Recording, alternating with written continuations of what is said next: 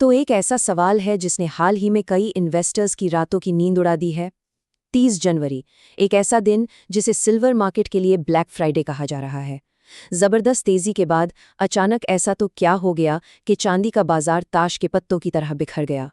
क्या ये मार्केट का एक नॉर्मल उतार चढ़ाव था या फिर इसके पीछे कोई बहुत गहरी साजिश थी? चलिए आज हम इसी की परतें खोलते हैं।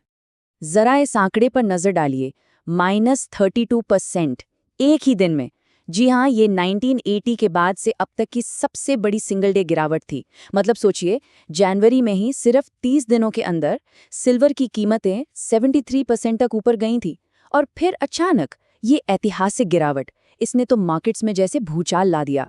और इस गिरावट का असर कितना बड़ा था? सिर्फ 2 दिनों के अंदर लगभग $2.5 ट्रिलियन की मार्केट वैल्यू बस हवा में गायब हो गई। ये रकम इतनी ज्यादा है कि कई देशों की जीडीपी से भी कहीं ज्यादा है। तो सवाल यही उठता है कि इतनी बड़ी गिरावट की आखिर वजह क्या थी? चलिए इस पूरी कहानी को स्टेप बाय स्टेप समझते हैं।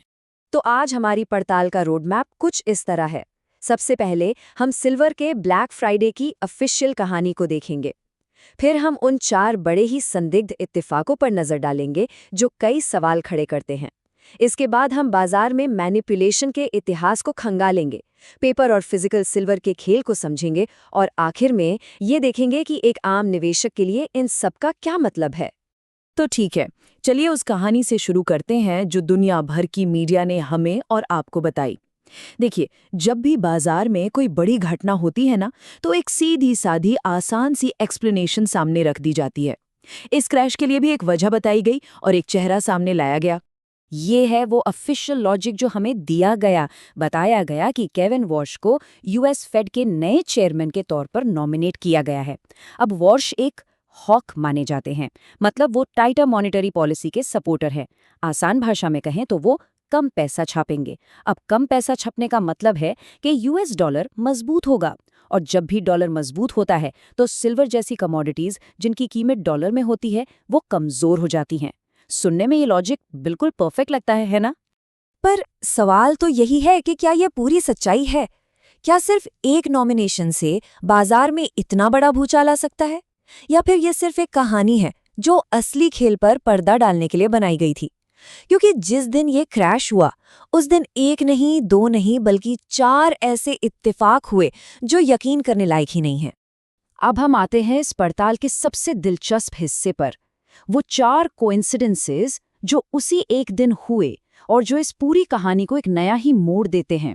ये वो कड़ियां हैं जिन्हें जब आप एक साथ जोड़ते हैं तो एक बिल्कुल अलग तस्वीर उभरकर सामने आती है। पहला इत्तेफाक, बड़े बैंकों का अजीब दाव।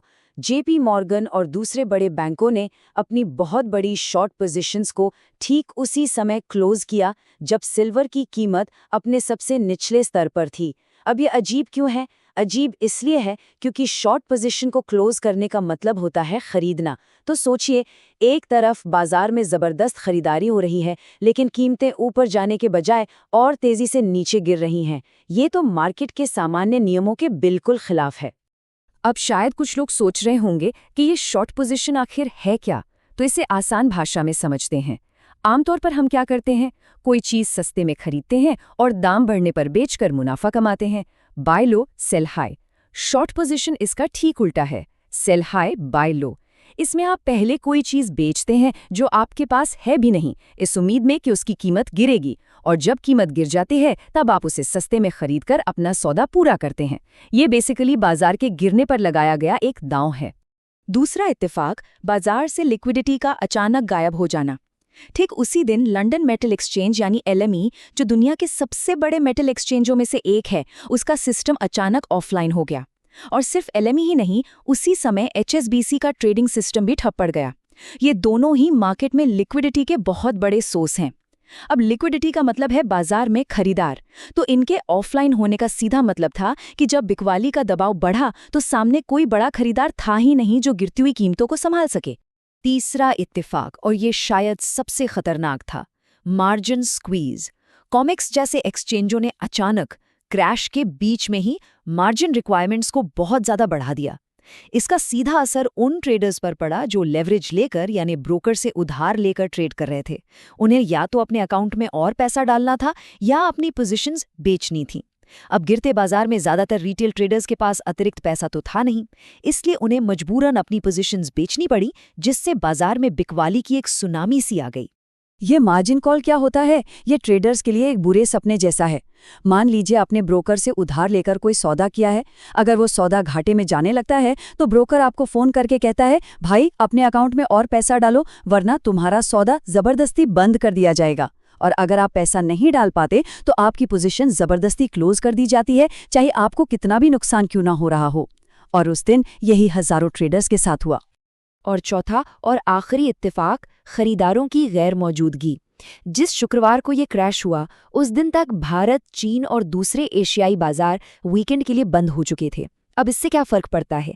फर्क ये पड़ता है कि एशिया फिजिकल सिल्वर यानी असली चांदी की ज्वेलरी, बार्स और इंडस्ट्रियल इस्तेमाल का सबसे बड़ा बाजार है। जब कीमतें गिर रही थीं तो आमतौर पर यहाँ से खरीदारी का सपोर्ट मिलता जो गिरावट को थाम सकता था, लेकिन इस बार बाजार बंद होने की वजह से वो सपोर्ट भी मौजूद नहीं था। कितनी सुविधाजनक टाइमिंग है ना? तो अब जरा सोचिए, बड़े बैंकों का अजीब बर्ताव, लिक्विडिटी का गायब होना, मार्जिन का बढ़ना और सबसे बड़े खरीदारों का बाजार से बाहर होना, ये सब कुछ सिर्फ एक ही दिन में? क्या ये महज इत्तेफाक हो सकता है या फिर ये एक सोची समझी रणनीति थी?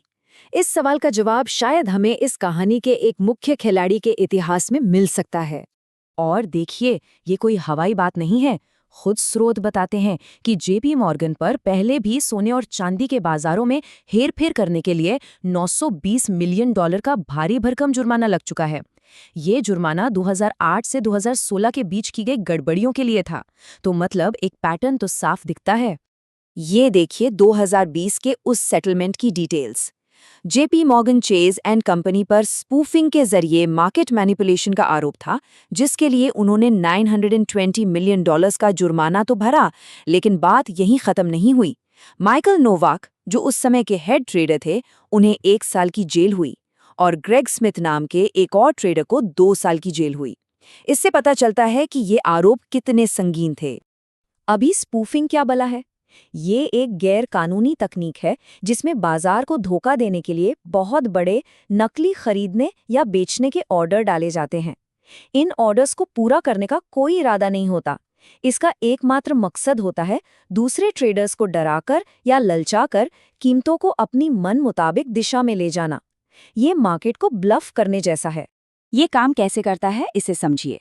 स्टेप 1, एक मैनिपुलेटर बाजार में एक बहुत बड़ा बेचने का ऑर्डर डालेगा जो सामान्य से 10 से 20 गुना बड़ा हो सकता है।